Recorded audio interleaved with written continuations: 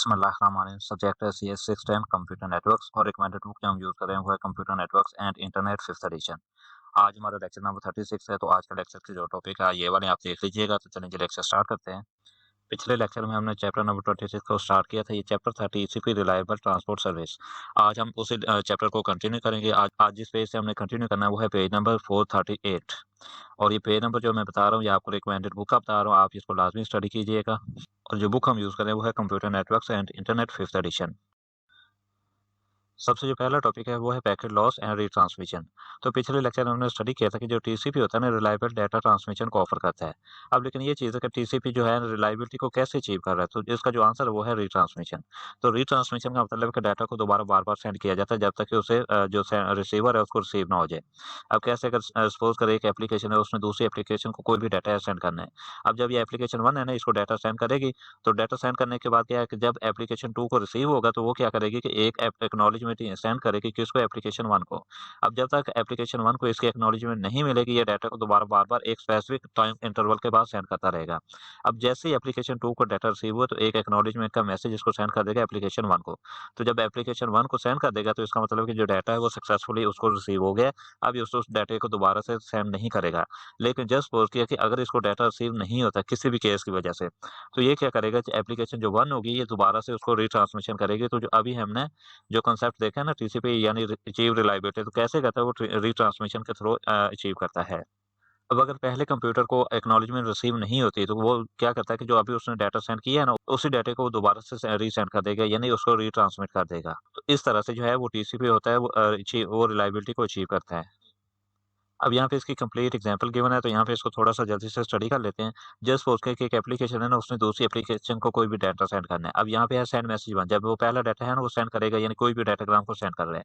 अब जब ये डाटाग्राम सेंड करेगा ना और ये जो रिसीवर है उसको रिसीव हो जाता है, तो जैसे ही रिसीव होगा वो क्या करेगा, एक एक्नॉलेजमेंट को सेंड करेगा। अब जब वो एक्नॉलेजमेंट को सेंड करेगा ना, तो रिसीवर जो है वो सेंडर जो है उसको रिसीव होगी। अब ये सेंडर तो ये था, अब जब इसको एक्नॉलेजमेंट रिसीव होगी तो इसका मतलब जो डाटा उसने भेजा था वो सक्सेसफुली उसको रिसीव हो गया है। अब इसी तरह अगर कोई और मैसेज वो सेंड कर देता है, यानी डाटा सेंड कर देता है, तो जब वो रिसीवर को रिसीव होगा ना, तो क्या करेगा, एक फिर से एक्नॉलेजमेंट का मैसेज है वो सेंड कर देगा किसको, सेंडर को। अब जब सेंडर को रिसीव होगा ना, तो इसका मतलब है कि वो डाटा जो है वो सक्सेसफुली रिसीव हो गया है। अब इसी तरह क्या करता है कि एक और मैसेज वो सेंड कर देता है। अब ड्यू टू एनी रीज़न, अब जब डाटा उसने सेंड किया और किसी भी वजह से वो डाटा जो है वो पैकेट जो है वो लॉस हो गया है। अब लॉस्ट हुआ है ना, तो इसका मतलब ये कुछ देर तक एक इसका स्पेसिफिक टाइम इंटरवल होगा, तो ये उसका क्या करेगा, वेट करेगा। अब पहला केस तो ये था, दूसरा केस ये भी पॉसिबल है कि ये इसने क्या किया कि इसने डाटाग्राम सेंड किया। अब जो रिसीवर था ना उसको सक्सेसफुली रिसीव तो हो गया है। उसी तरह उसने क्या किया कि एक एक्नॉलेजमेंट का मैसेज जो है वो भी उसको सेंड कर दिया है। अब यहाँ पे एक्नॉलेजमेंट का जो मैसेज है ना, वो क्या किया कि वो यहाँ पे रास्ते में ही कहीं पे लॉस्ट हो जाता है। यानी जो है ना सेंडर, उसको रिसीव ही नहीं हुआ, एक्नॉलेजमेंट का मैसेज रिसीव ही नहीं हुआ। तो अब ये क्या करेगा, एक स्पेसिफिक टाइम इंटरवल के बाद क्या करेगा कि जो डाटा है ना उसको रिट्रांसमिट कर देगा। अब यहाँ पे अगर देखें तो इसको किसको रिट्रांसमिट कर रहा है, 3 को। अब यहाँ पे क्योंकि जो 3 है ना, इसका मतलब है कि उसको या तो रिसीव नहीं हुआ या कहीं पे वो लॉस हो गया है। तो इस वजह से इस डाटे को ये दोबारा से सेंड करेगा और इस तरह से जो अभी हमने ऊपर देखा था वही प्रोसेस बार-बार चलता रहेगा। अब एक इम्पोर्टेंट क्वेश्चन है कि जो टीसीपी है ना, उसे कितनी देर इंतज़ार करना चाहिए बिफोर रिट्रांसमिटिंग, यानी अगर कोई डाटा लॉस हो गया है, तो उसे कितनी देर इंतज़ार करना चाहिए कि जिसके बाद उसे डाटा को रिट्रांसमिट करना चाहिए। तो इसका जो आंसर है ना, वो 2 चीज़ों पे डिपेंड करता है। एक तो है डिस्टेंस टू डेस्टिनेशन और दूसरा जो है वो करंट ट्रैफिक कंडीशन है। अब ये दोनों चीज़ें जो आपको अक्सर बेशतर ये जो आपको एमसीक्यू या शॉर्ट क्वेश्चन वगैरह में आती हैं, इवन ये आपको शॉर्ट क्वेश्चन में भी आती हैं। वहाँ पे आपने क्या करना होता है कि इनके जस्ट नेम ही लिखने होते हैं। कुछ एप्लीकेशन जो होते हैं वो सेम नेटवर्क के ऊपर होती हैं। अब अगर वो सेम नेटवर्क के ऊपर हैं तो क्या करना है कि जो टीसीपी है ना, उसे बहुत जल्दी है ना वो डाटा उसे सेंड करता जाना चाहिए, यानी रिट्रांसमिट करना चाहिए। अब अगर वो सेम नेटवर्क के ऊपर होते हैं ना, तो उसमें क्या होता है कि मिलीसेकंड के अंदर जो होता है ना वो डाटा वो सेंड भी हो जाता है और इसी तरह उसको रिसीव भी हो जाता है। तो लोकल नेटवर्क के ऊपर जो टीसीपी है ना, उसे बहुत ज़्यादा इंतज़ार नहीं करना चाहिए, ब बल्कि बहुत जल्दी उसको डाटा सेंड करना चाहिए। अब अगर कोई कनेक्शन ऐसा है जो सैटेलाइट कनेक्शन है, यानी वो लोकल नेटवर्क नहीं है, तो उसमें क्या होता है कि अगर वो डाटा को बहुत जल्दी सेंड करता रहेगा ना, जैसे वो लोकल नेटवर्क एरिया में कर रहा था, तो उसमें क्या होगा कि जो होगी ना ट्रैफिक, वो अननेसेसरी ट्रैफिक ऐड होती जाएगी और जिससे क्या होगा कि नेटवर्क जो होगा, उसकी बैंडविड्थ बहुत ज़्यादा कंज़्यूम हो जाएगी। तो इसलिए जो सैटेलाइट कनेक्शन है ना, उसमें क्या करना चाहिए कि रिट्रांसमिट का जो टाइम होना है, वो ज़्यादा होना चाहिए और इसी तरह अगर लोकल नेटवर्क की बात करें, तो यहाँ पे जो रिट्रांसमिट का टाइम होता है ना, वो कम होना चाहिए, यानी कि रिट्रांसमिट जल्दी से जल्दी करना चाहिए। नेक्स्ट टॉपिक है अडैप्टिव रिट्रांसमिशन। तो इसकी बात करें तो हम ये सोच सकते हैं कि हम एक टाइमर लगा देते हैं, तो इससे क्या होगा कि जो डाटा रिट्रांसमिशन है ना, उस टाइमर के बाद वो रिट्रांसमिशन स्टार्ट हो जाए। अब ये कहने को तो बहुत आसान है, लेकिन कितने टाइम का जो है वो टाइमर लगाना चाहिए, कितने टाइम इंटरवल के बाद जो है वो रिट्रांसमिशन होना चाहिए। अब यहाँ पे 2 सिनेरियोज़ हैं, तो पहला जो है वो है टू लॉन्ग। अब अगर ये टू लॉन्ग होता है ना, तो इसमें क्या होता है कि जो एक ऐसी चीज़ के लिए हमें बहुत ज़्यादा इंतज़ार करना पड़ता है जो होने ही नहीं वाली है। यानी अगर एक इसने इसको डाटा सेंड किया है ना, अब यहाँ पे डाटा आके इसको तो कहीं पे आके लॉस्ट हो गया, इसको तो रिसीव ही नहीं हुआ। अब यहाँ पे ये इसका वेट ही करता रहेगा, वेट ही करता रहेगा, वेट ही करता रहेगा, और यहाँ पे ये है कि अगर हो सकता है उसको तो जब रिसीव ही नहीं होगा तो उसको एक्नॉलेजमेंट कैसे सेंड करेगा? तो एक ऐसी चीज़ का इंतज़ार कर रहा है जो कि हैपन ही नहीं होने वाली। अब इसी तरह जो दूसरा सिनेरियो वो है टू शॉट, यानी कि जो रिट्रांसमिशन का टाइम है ना, टाइम इंटरवल वो बहुत ही कम है। अब इसमें क्या होगा कि ये जो है ना डाटा, वो जिसकी ज़रूरत ही नहीं है उसको भी बार-बार सेंड करता रहेगा। अब यहाँ पे इसने डाटा सेंड किया और यहाँ पे आके इसको रिसीव हो गया, लेकिन रिसीव होने से पहले इसने क्या किया कि उसको डाटा को दोबारा से फिर से सेंड कर दिया है। अब यहाँ पे इसको जब रिसीव हुआ है ना, अब यहाँ पे इसने एक एक्नॉलेजमेंट इसकी सेंड कर दी थी, अब इसको रिसीव नहीं हुई और इसने दूसरा डाटा भी सेंड कर दिया। अब इसी तरह इसको एक्नॉलेजमेंट अभी तक रिसीव नहीं हुई और ये एक एक फिर से डाटा जो है वो सेंड कर देता है। अब यहाँ पे जब थर्ड डाटा भी आ जाएगा तो ये इसको रिसीव हो जाता है एक्नॉलेजमेंट। अब इसको जो एक्नॉलेजमेंट रिसीव हो रही है वो तो पहले की हो रही है और इसने जो है ना वो 2 वाले एक्स्ट्रा डाटा सेंड कर दिए हैं। अब इस तरह क्या होगा कि जो डाटा है ना वो बार-बार, यानी कि जिसकी ज़रूरत ही नहीं उसको सेंड किया जा रहा होता है, जिससे नेटवर्क की ट्रैफिक जो होता है ना वो बहुत ज़्यादा इंक्रीज़ हो जाती है। और इन प्रॉब्लम की वजह से क्या है कि एक नया कॉन्सेप्ट आया जिसे अडैप्टिव रिट्रांसमिशन का कॉन्सेप्ट का नेम दिया गया। अब अडैप्टिव रिट्रांसमिशन की बात करें तो इसका क्या मतलब है कि keep estimate of round time on each connection, यानी कि जो भी कनेक्शन किसी के साथ कनेक्ट होता है ना, तो उसका एक राउंड ट्रिप जो टाइम है ना वो नोट किया जाए और उसके बाद उसी तरह से उसको डाटा फॉरवर्ड किया जाए। Use current estimate to set retransmission timer, यानी कि अगर ये ऊपर वाले पॉइंट है, ये उसको दोबारा से एक्सप्लेन किया गया है। एक टाइमर को कैलकुलेट करके फिर उस हिसाब से टाइमर लगा के उस तरह उसको रिट्रांसमिशन करते जाएँ। अब इस चीज़ को क्या कहा जाता है? इसको अडैप्टिव रिट्रांसमिशन कहा जाता है। और अडैप्टिव रिट्रांसमिशन की बात करें तो ये की टू टीसीपी सक्सेस है और ये चीज़ आपको एमसीक्यूज़ वगैरह में आ सकती है। अब इन चीज़ों को ज़रा ग्राफ से समझने की कोशिश करते हैं तो वहाँ से आपको ज़्यादा समझ आ जाएगी। अब यहाँ पे अडैप्टिव रिट्रांसमिशन का ग्राफ गिवन है, तो यहाँ पे 2 कनेक्शन के वो ग्राफ गिवन है, यहाँ पे एक ग्राफ अलग से है और एक ग्राफ अलग से है। अब ये जो सम जब सेंड करेगा ना, सबसे पहले इसने डाटा सेंड किया और इसको रिसीव हुआ। अब यहाँ पे जब इसको रिसीव हुआ ना, तो इसने क्या किया कि एक इसको एक्नॉलेजमेंट सेंड कर दी।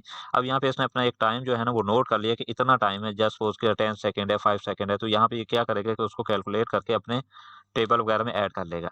अब जब ऐड कर लेगा ना, तो नेक्स्ट क्या होगा, जब नेक्स्ट डाटा को सेंड करेगा ना, तो वही जो अभी उसको रिसीव हुआ है ना, उस हिसाब से एक टाइमर को सेट कर देगा और ये टाइमर वेट करेगा कि वो जब तक उसको रिसीव नहीं हो जाता। अब जब उसको रिसीव होगा और उसको फिर से वो क्या करेगा, एक्नॉलेजमेंट सेंड कर देगा। अब उसने फिर से इसने कोई पैकेट है वो सेंड किया है। अब यहाँ पे इसको रिसीव ही नहीं हुआ।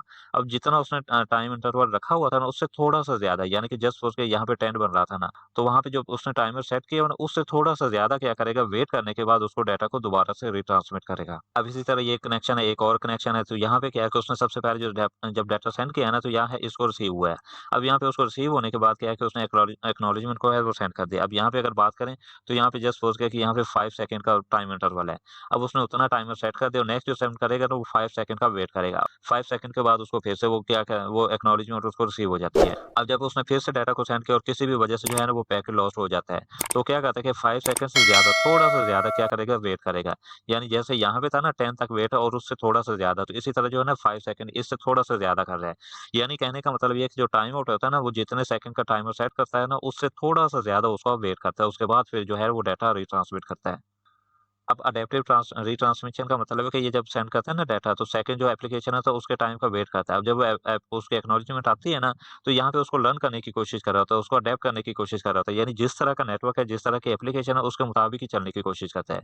अब यहाँ पे एक एप्लीकेशन के लिए उसने जस्ट सोच किया कि यहाँ पे उसने 10 सेकंड दे दिए थे टाइमर के लिए और उसी तरह एक और कनेक्शन के लिए, यानी ये वाली जो चीज़ है वो सेम एप्लीकेशन है, ये वाली जो है वो सेम एप्लीकेशन है। लेकिन यहाँ पे जो सेकंड है ना, यहाँ पे कोई और एप्लीकेशन है, इधर जो है वो यहाँ पे कोई और एप्लीकेशन है। तो दोनों के लिए अलग-अलग कनेक्शन के लिए उसने क्या किया कि एक के लिए ज़्यादा टाइमर को सेट किया हुआ है और इसी तरह एक के लिए उसने कम टाइमर को सेट किया हुआ है। तो इसी को अडैप्टिव रिट्रांसमिशन कहा जाता है। अब टीसीपी से पहले जो प्रोटोकॉल थे ना, वो एक फिक्स साइज़ का टाइमर यूज़ करते थे।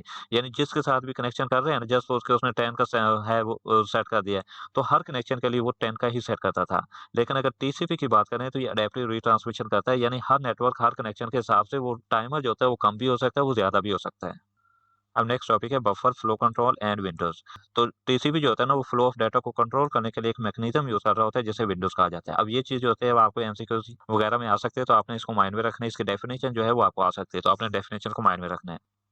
अब टीसीपी में क्या होता है कि जो एप्लीकेशन होती है ना, वो क्या करते हैं, एक बफर साइज़ होता है, उसको डिज़ाइन कर लेती हैं और बफर साइज़ का मतलब ये होता है कि इतना जो डाटा है ना, वो अपने पास स्टोर रख सकते हैं, टेम्परेरी तौर पे स्टोर कर सकती हैं।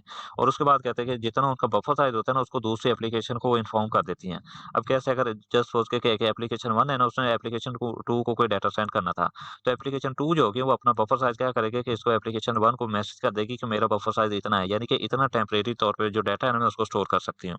अब अगर टर्म विंडो की बात करें, यानी जिसकी डेफिनिशन की बात हो रही थी, तो इसका मतलब होता है कि amount of the buffer space available at any time, कि जितना डाटा जो है वो एक एप्लीकेशन है एक स्पेसिफिक टाइम पे होल्ड कर सकते हैं, तो उसे क्या कहा जाता है, उसे बफर कहा जाता है। ये डेफिनेशन आपको एमसीक्यूज या शॉर्ट क्वेश्चन में आ सकती है। फॉर एग्जांपल, अगर सपोज के एक एप्लीकेशन, अभी हम जो एग्जांपल देख रहे थे, तो दूसरे एप्लीकेशन को जब सेंड कर रही थी ना, अब ये एप्लीकेशन 2 कहते हैं कि जो मेरा बफर साइज है ना, वो 100 ऑक्टेट का है या 1000 ऑक्टेट का है या इसी तरह 100 बाइट का है। तो ये जो चीज़ है, इसको विंडो कहा जाता है। अब जब ये एप्लीकेशन 2 जो है ना, ये एप्लीकेशन 1 को बताते हैं कि जो मेरा बफर साइज़ इतना है, तो इसको क्या कहा जाता है, इसको विंडो एडवर्टाइज़मेंट कहा जाता है। अभी जो हम एग्ज़ाम्पल देख रहे हैं, तो जब एप्लीकेशन 1 है ना, वो अपना बफर साइज़ बताएगी किसको, एप्लीकेशन 1 को। यानी इसने ये बताया कि जो मेरा बफर साइज़ है, वो इतने ऑक्टेट का है या इतने बाइट का है। तो जब इस बताने के प्रोसेस को कहा जाता है, इसको विंडो एडवर्टाइज़मेंट कहा जाता है। यानी कोई भी एप्लीकेशन जो होती है ना, रिसीवर, वो जब सेंडर को अपना बफर साइज़ बताती है ना, तो उसे विंडो एडवर्टाइज़मेंट कहा जाता है, और ये चीज़ भी आपको अक्सर एमसीक्यू या शॉर्ट क्वेश्चन में आती है। अब यहाँ पे इसकी एक एग्जांपल गिवन है, तो यहाँ पे एक सेंडर है, इसी तरह एक रिसीवर है। जब दोनों के दरमियान में कम्युनिकेशन स्टार्ट होगी ना, तो सबसे पहले जो रिसीवर होगा, वो क्या करेगा कि अपना विंडो साइज़ बताएगा, यानी उसका अपना विंडो साइज़ है, वो एडवर्टाइज़ करेगा। अब जब यहाँ पे इसको अपना विंडो साइज़ एडवर्टाइज़ कर देगा, तो जो सेंडर है, वो अपने हिसाब से डाटा सेंड करना शुरू कर देगा। अब यहाँ पे उसने जो डाटा है ना, वो पहला सेंड कर दिया, और वो है 100 ऑक्टेट का या 100 बाइट का कह लें। तो जब इसको मिल जाता है ना, तो फौरी तौर पे वो क्या करता है, एक्नॉलेज करता है कि मुझे इतना डाटा मिल गया। अब यहाँ पे कोई और भी वैल्यू हो सकती है, यहाँ पे जस्ट सपोज़ के 200 भी हो सकती है, 2000 भी हो सकती है। और इसी तरह जो है ना, वो विंडो साइज़ भी बताएगा। अब विंडो साइज़ कैसे बताएगा, इसका जो टोटल विंडो साइज़ था ना, उसमें से जितना भी उसको डाटा रिसीव हुआ ना, तो वो माइनस कर देगा। अब यहाँ पे टोटल जो था वो 2500 था, और इसको जो रिसीव हुआ वो 1000 हुआ है। तो यहाँ पे इसका जो विंडो साइज़ बचेगा, वो 1500 बचेगा। अब ये वाला जो है, ये इसको एडवर्टाइज़मेंट फिर से कर देगा, या उसको बता देगा सेंडर को कि मेरे मुझे जो 1000 का रिसीव हो गया है, इसी तरह जो मेरे पास विंडो साइज़ है रिमेनिंग है, वो ये वाला है। अब इस तरह करके वो सेकंड जो है, उसने वो भी सेंड कर दिया, तो यहाँ पे आके वो इसको यहाँ पे रिसीव होगा। अब यहाँ पे फिर से उसके एक्नॉलेजमेंट देगा कि मुझे 2000 तक जो डाटा है ना, वो रिसीव हो चुका है। 1000 ये वाला है, उसके बाद 1000 यहाँ पे आ गया है। अब यहाँ पे विंडो साइज़ जो बचेगा, वो 500 बचेगा। यानी कि 1500 तो पहले ही था, अब ये जो उसको नया रिसीव हुआ है ना, वो सिर्फ 1000 का हुआ है। तो यहाँ पे आने के बाद ये वाली चीज़ वो फिर से इसको बता देगा, यानी एडवर्टाइज़मेंट कर देगा। अब लास्ट में उसने जो डाटा सेंड किया था, वो 500 का था। तो जैसे उसने रिसीव किया, तो यहाँ पे उसको एक्नॉलेज करेगा कि मुझे इतना डाटा रिसीव हो गया है। अब ये ऊपर वाला पहले 1000, इसी तरह ये 2000, और यहाँ पे ये सिर्फ 500 है। अब ये टोटल उसको डाटा रिसीव हो गया। अब यहाँ पे इसका जो विंडो साइज़ है, वो 0 हो जाएगा। क्यों? क्योंकि हमारा जो विंडो साइज़ था ये वाला था, तो यहाँ पे इसने सारा ये माइनस करेंगे, 1000 इस तरह ये 500, तो ये वाला जो होगा, वो 0 हो जाएगा। अब यहाँ पे इस चीज़ को वो एडवर्टाइज़ कर देगा, यानी उसको बता देगा कि जो डाटा था, वो मुझे रिसीव हो गया, उसके साथ ही विंडो साइज़ बता देगा कि विंडो साइज़ 0 है, अब मैं डाटा जो है, वो उसे स्टोर नहीं कर सकता। अब इसी तरह ये जो नीचे एग्ज़ाम्पल दी हुई है, ये ऑक्टेट में दी होती है, बिल्कुल ऊपर वाले की तरह, तो आप खुद ही देख लीजिएगा। अब नेक्स्ट टॉपिक है three way handshake to create a connection. अब ये जो चैप्टर नंबर 26 है, इसका टॉपिक नंबर 12 है, और ये अगर पेज नंबर की बात करें, ये 443। तो जब दो एप्लीकेशन के दरमियान में कनेक्शन क्रिएट किया जाता है, तो सबसे पहले क्या होता है कि एक एप्लीकेशन होती है, वो सेंड SYN करती है। अब अगर SYN की बात करें, तो इसका मतलब है कि सिंक्रोनाइजेशन सेगमेंट। अब जब ये SYN सेंड करते हैं ना, तो जो रिसीवर होता है ना, उसको वो SYN रिसीव हो जाती है। अब रिसीवर क्या करता है कि एक सेंड SYN करता है, और साथ में क्या करता है कि एक्नॉलेजमेंट को भी सेंड करता है। अब एक्नॉलेजमेंट का मतलब है कि उसको ये वाली जो है ना, SYN उसको रिसीव हो गई, और साथ में अपनी तरफ से भी SYN को सेंड कर रहा होता है। अब जब ये दोनों चीज़ें होती है ना, ये सेंडर होता है, उसको रिसीव हो जाते हैं, यानी कि रिसीव SYN ये वाली उसको रिसीव हो जाती है, और साथ में एक्नॉलेजमेंट, यानी कि इसको ये जो है, ये चीज़ रिसीव हो गई थी। अब ये क्या करेगा कि सेंड एक्नॉलेजमेंट, अब ये किसकी एक्नॉलेजमेंट सेंड कर रही है, इस वाली चीज़ की एक्नॉलेजमेंट कर रहा है कि ये वाला मैसेज जो है, वो मुझे रिसीव हो गया है। और इस तरह ये जो मैसेज है, जब यहाँ पे इसको रिसीव हो जाता है रिसीवर को, तो उसके बाद क्या होता है कि जो कम्युनिकेशन होती है, यानी कि डाटा ट्रांसमिशन होती है, वो स्टार्ट हो जाती है। इसी तरह three way handshake to close a connection. अब ये जो क्लोज ए कनेक्शन है, नहीं आपको उन्होंने हैंडआउट में पहले भी दिया, और उसके बाद जो है, वो क्रिएट ए कनेक्शन दिया हुआ है। तो आपने कंफ्यूज नहीं हो जाना कि हैंडआउट में तो कुछ और है, यहाँ पे मैं आपको कुछ और पढ़ा रहा हूँ। जब कनेक्शन को बंद किया जाता है ना, तो उसमें क्या होता है कि जो सेंडर होता है, वो क्या करता है, सेंड FIN। FIN का मतलब है कि फिनिश सेगमेंट। अब प्लस एक्नॉलेजमेंट, अब इसको सेंड करता है ना, तो यहाँ पे जो होता है ना रिसीवर, उसको क्या होता है कि रिसीव FIN प्लस एक्नॉलेजमेंट। तो ये क्या कहता है कि इसी तरह से सेंड FIN कर देता है, साथ में ये एक्नॉलेजमेंट, यानी एक्नॉलेजमेंट इसकी कहता है कि ये वाला जो मैसेज है ये मुझे रिसीव हो गया है, और साथ में फिनिश सेगमेंट की भी एक अपना मैसेज जो है वो सेंड कर देता है। अब यहाँ पे क्या होता है कि ये इसको रिसीव हो जाता है FIN प्लस एक्नॉलेजमेंट, यानी ये जो चीज़ है इसको रिसीव हो जाती है, और साथ में ये सेंड एक्नॉलेजमेंट भी कर देता है, यानी ये कहता है कि ये वाली जो चीज़ आपने सेंड की है ये मुझे रिसीव हो गई है। अब जब यहाँ पे इसको रिसीव हो जाती है तो यहाँ पे इन दोनों की जो कम्युनिकेशन है यहाँ पे वो शट डाउन कर दी जाती है, कम्युनिकेशन या ट्रांसमिशन जो होती है वो क्लोज़ कर दी जाती है। तो अगर किसी भी वजह से यहाँ पे कोई चीज़ है वो इसको डिले हो जाए या मिस हो जाए, तो ये जो होता है कम्युनिकेशन ये बंद नहीं होती। जस्ट सपोज़ कि यहाँ पे आके यहाँ पे ये लॉस्ट हो जाती है।